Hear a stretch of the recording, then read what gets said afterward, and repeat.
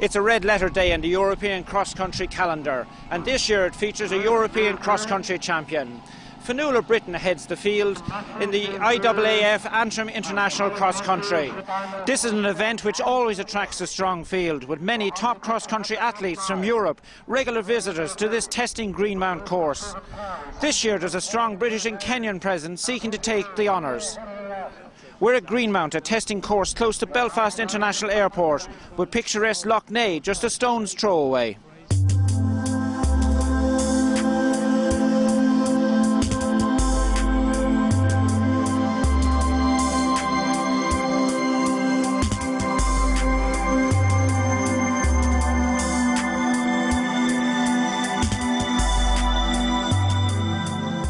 I'm here with our commentator Will Downing. Will, who's the big attraction today? Well, without a doubt, it's great that for such a big event like this, we've got the European cross-country champion, and she's from not terribly far away from here in Fionnuala, Britton. The fact that you've got Gemma Steele as well, who ran a relatively close for a lot of the European Championship in Slovenia, in Vilnius, and a couple of weeks ago also in Edinburgh. It's their third tilt in 4 weeks, and it should be tight. It should actually be very, very interesting.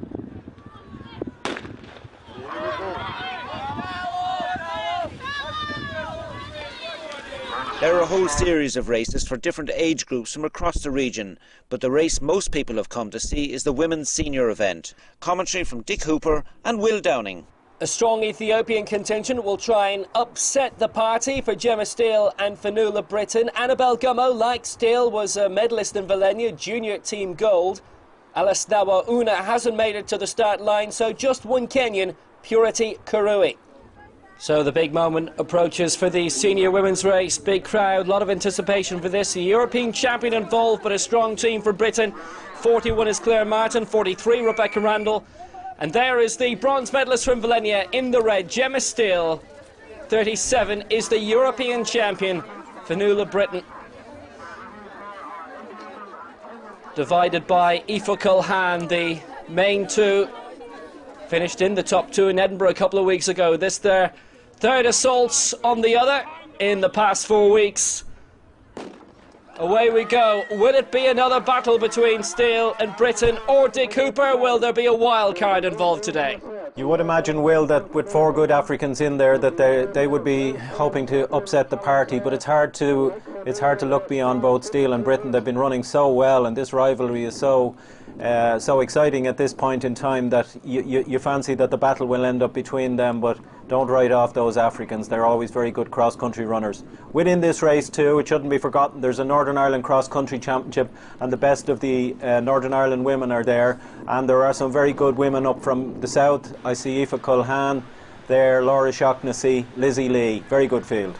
Well, we're into the forest in the far end of the course, and it is the top two straight away that we expected. Britton and Steele, first and third in Vilnius, in that order in the European Championship in Slovenia. First and second in Edinburgh a couple of weeks ago. Steele with the slight advantage, ahead of in third place in the red, the Ethiopian Mekdes Bekele. Bertika Ademu, another Ethiopian, is in fourth spot. Makasha Waganesh of Ethiopia is fifth. Purity Kurui of Kenya in the green, she's sixth. And then a bit of a gap, Annabelle Gummo leading Jane Potter-Charnwood of England and Rosemary Smith of Scotland. But as they head into the adjoining field alongside the Greenmount course, far and away ahead of the rest, are we seeing Britton and Steele divided between them already as they come around for the conclusion of the first of the 3 laps. Quite fascinating to get them see them so far ahead of the Africans so early on in the race. They've really laid down their stone now, and they're battling it out between the two of them. Neither of them would be seen to have a tremendous kick finish, so in actual fact they're so similar, these two athletes, that it's an intriguing battle. Gemma looks to be in a better position because it's very windy out there and she's drafting off Fionnuala. However, that gap is enough to suggest that she may be under a little bit of pressure, but there's no doubt that it's really a two-person race, and they're so well matched that they're really finding out more and more about each other. And you got to remember that this is their third battle now in about 6 weeks. Fionnuala has the upper hand, and will she keep the upper hand today? Gemma looks like she's pretty determined. They're getting to know each other so well. It is very heavy ground in this forested section with a very strong hill and a major lead that they've opened up Mektis Bekele in the red. She's in third place ahead of Bertakan Edemu, her fellow Ethiopian. In fact, 3 Ethiopians in shot. Makasha Waganesh is there also. And the rest of the African athletes are a little bit behind. It is a steep hill and it's causing Bekele all sorts of trouble. A great athletics name from a great athletics nation.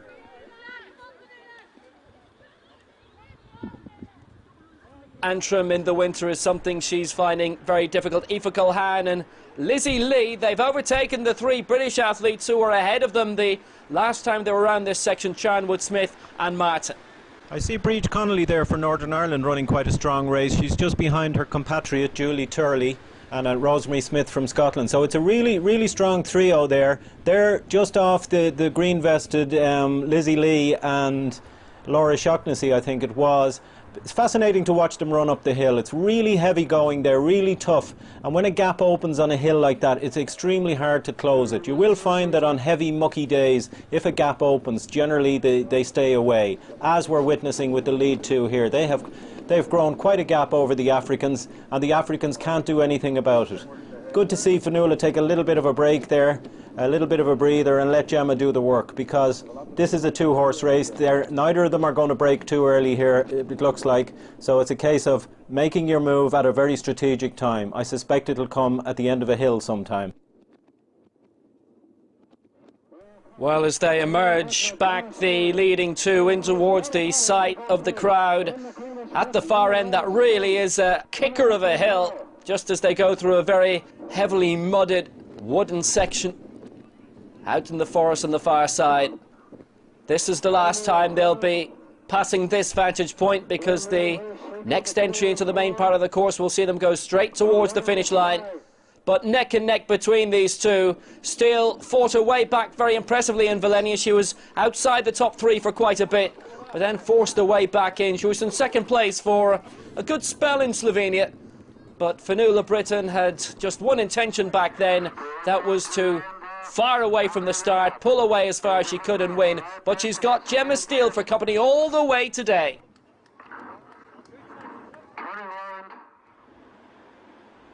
Oh, Gemma's running a very fine race, there's no doubt about it. Isn't it amazing the way in Ireland we always, when we get a really good runner, that their main rival tends to be a Briton. I recall Sonia O'Sullivan, first of all, having a major rivalry with Yvonne Murray from Scotland, and then that became a great rivalry with Paula Radcliffe. You think back to Spedding and Tracy, you think back to Ibbotson and Delaney, and it always seems to be a Briton and an Irish person. And I think, judging by the way Fionnuala is relishing the battle here today, she's very aware of that as well.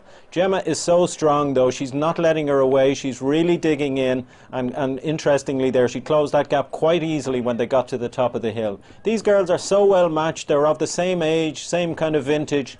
Gemma, more a road runner type, cross-country type background, whereas Fionnuala would have the better track times at the moment. Gemma would have the better road times, and here they are mixing it in the middle in the country. Annabelle Gummo of Britton, and it looks like that might be Lily Partridge of Aldershot as they make their way up the hill for the final time. Fionnuala Britton is kicked for home impressively, just as she did in Vilnius, just as she did in Edinburgh a fortnight ago. It's a strong lead she's opened up now over Gemma Steele.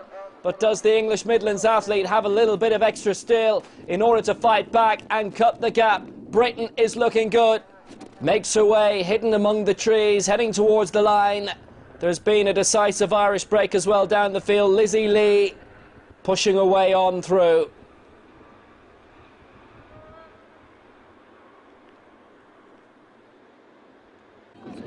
And turning into the final straight, Fionnuala Britton in the form of her life. A little glance to see where Gemma Steele is, and she emerges now.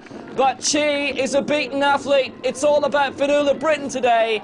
European cross-country champion, European Athlete of the Month, European Athlete of the Moment, and a winner for the 3rd time in 6 weeks. This time on home soil in Antrim. Gemma Steele in 2nd place. Wonderful respect between the two.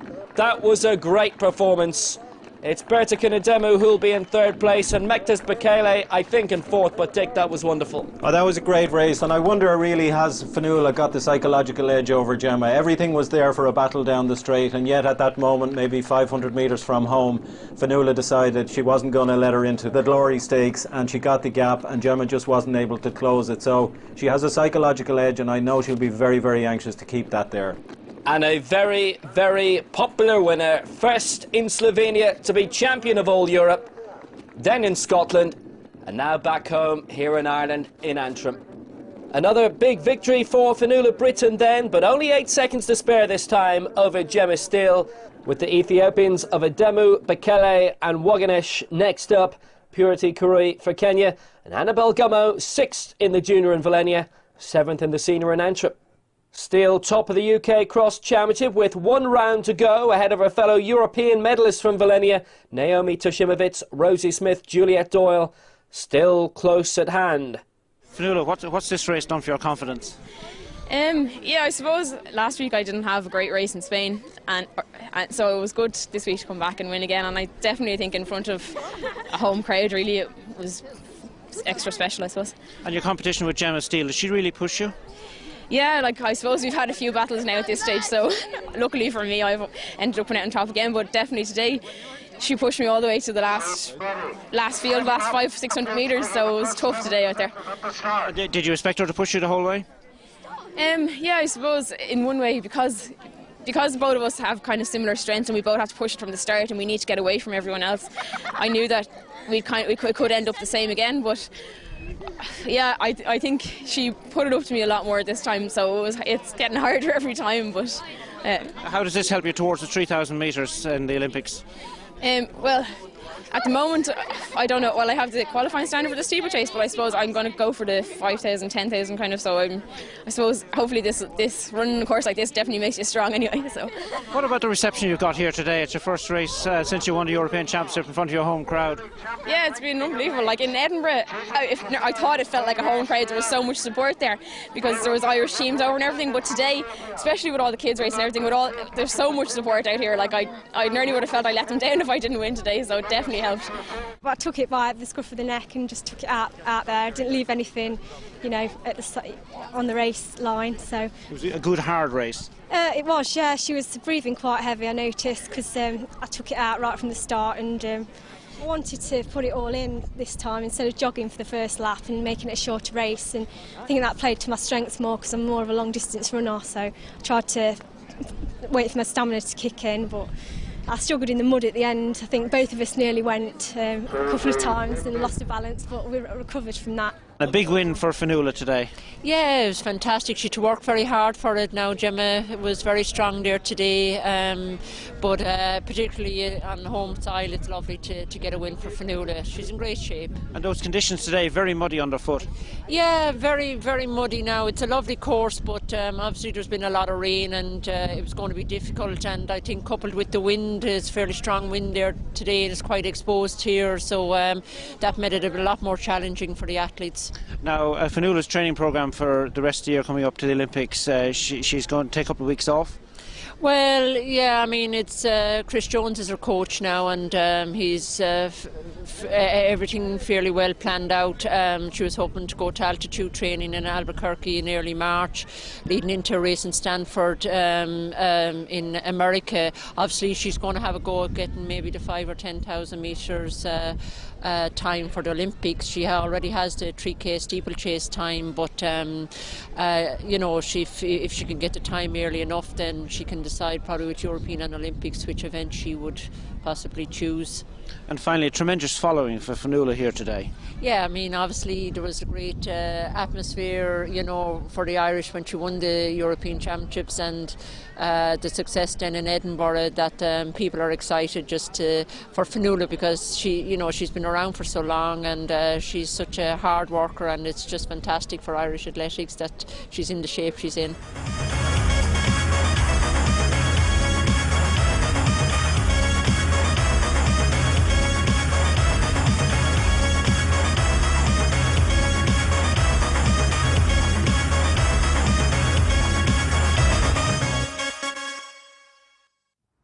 My Mike Kigen has the honour of wearing one for this senior men's race, having claimed the title the last 2 years. 5 other Kenyans, Matunga Chisari Rotich, Frank Tickner and James Walsh, are currently first and second in the UK Athletics McCain Cross Challenge. Joe McAllister, Kevin Seward, Jarlath Falls, Eddie McGinley and the rest, all contenders for the Northern Ireland title. Huge field for the men's race here in Antrim, as Mike Kigen of Kenya wearing one. Expect to see an awful lot of him as he pulls away to the front straight away, along with the fellow Kenyan contingent. There's 6 of them here: Bernard Rotich, Jacob Tichari, Joseph Birech, Patrick Matunga and Titus Mbishe. There's a couple of Ethiopians here as well, in Yatawi Kende and Yersau Tegene. A lot of Irish and British athletes involved too, but just like we see in an awful lot of long distance events right throughout Europe, the Kenyans will dominate, and just look who's leading at the start. Looks like it's the holder. Mike Kigen is back seeking the 3 in a row. Yeah, it's going to be very much a African dominated race here today. The Africans absolutely love Belfast and Northern Ireland. They've a long tradition of coming here and mopping up.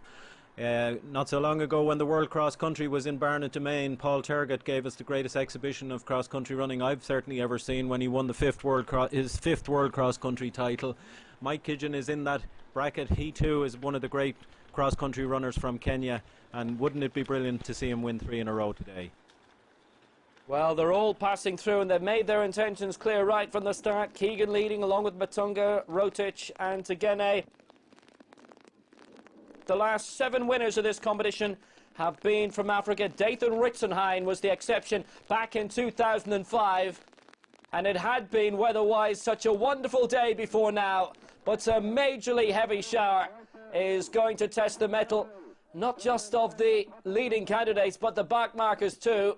And coming through the trees, it looks as if Mike Kigen has maybe had a little bit of trouble with his vest. It's a very blustery day here too. It's Kigen who leads in the black singlet. Brennan Rotich is in the orange, and just behind them is the dangerous-looking Jacob Chisari. But it's a Kenyan 1-2-3 at the moment in the Antrim race. You can see by the state of Kigen's singlet there, and the number flapping on it, how strong that wind is, how difficult the conditions are, and coupled with the heavy foot under conditions, I think you'll find that the gaps will open up quite quickly here and will get large, and it's very, very difficult to close a gap on a heavy, mucky day like that.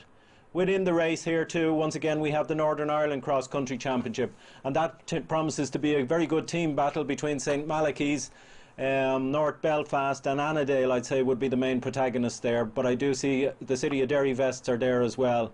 I see Joe McAllister well up in the race, and the Annandale boys, Andrew Agnew and Eddie McGinley. Well, let's see how the men tackle this hill, and the leading 2 slipping and sliding. Kigen just leading Rotich at the moment. The last time we had a European winner was 2003, and the great 9 times European cross-country champion Sergei Lebit. There is an Englishman who is relatively high up in the field, and Frank Tickner and James Walsh also of Leeds City in the top 10, but thankfully the rain has abated for now, and Kigen has opened up a slight lead on Rotich, but the lead these 2 have in the rest is quite considerable. I'd just love to know what's happened to Mike Kigen's singlet. As I say, it's the wind that's causing the problem there, and I'd imagine he's put the number on quite badly, so it'd be interesting to see does the number survive the race. But there's no doubt that he looks like he'll survive it, because he's growing that gap there as it goes along, and he looks very, very comfortable.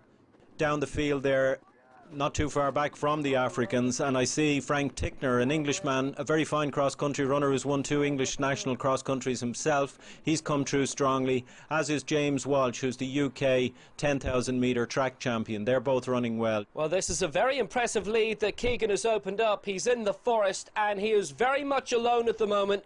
It always intrigues me how good the Kenyans are in the muck and the wind and the wet and everything when you think of where they come from. Kigen has put the foot down, and again there was a slight stumble as he went up that quite harsh hill. Conditions, well, the sun may be out, but underfoot it's still heavy, and that brutal shower of a few moments ago would not have been a help. Now there we see James Walsh leading out, Joe McAllister, Andrew Agnew and Emmett Dunleavy. That's a good group. They're running well, they're working hard and they're drafting off each other. They're running cute because they're helping each other to get through the wind and the wet and the tough conditions. Very good running.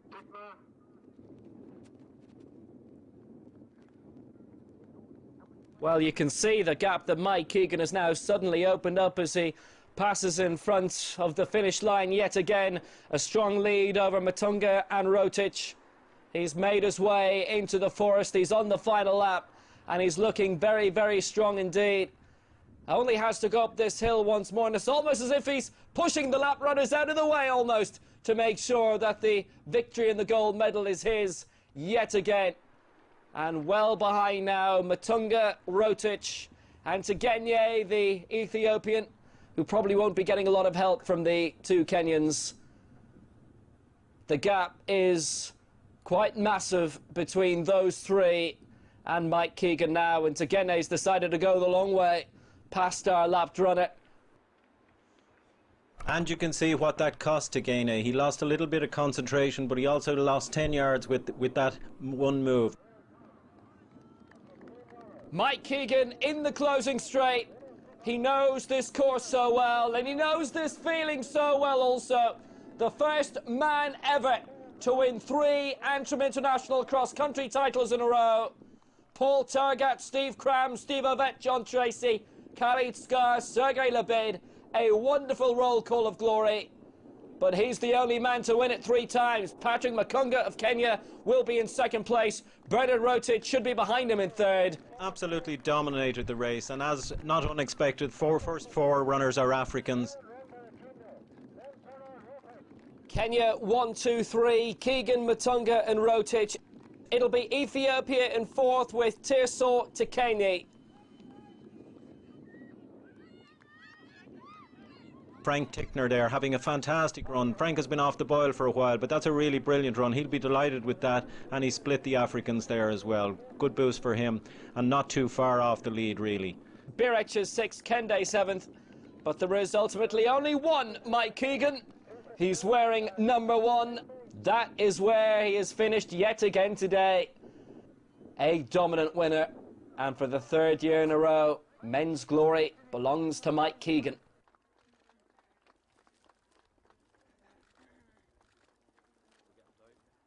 So Mike Kigen does it again, 3 wins in a row in the Antrim International Cross-Country. 28 seconds to spare over his fellow Kenyan, Patrick Matunga, with Bernard Rotich in 3rd.